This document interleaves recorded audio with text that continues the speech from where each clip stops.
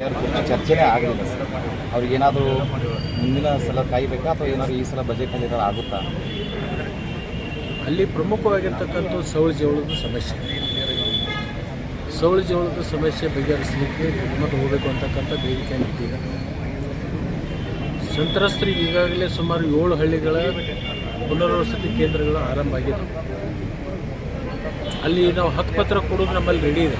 But ಹಕ್ಕುಪತ್ರ ಕೊಟ್ಟು ಅವ್ರು ಬಂದ ಮೇಲೆ ನೀರಿನ ವ್ಯವಸ್ಥೆ ಆಗಬೇಕು. ಕುಡಿ ನೀರಿನ ಎರಡೂ ಕಡೆ ಕಾರ್ಯ ಪ್ರಗತಿಯಲ್ಲಿದೆ.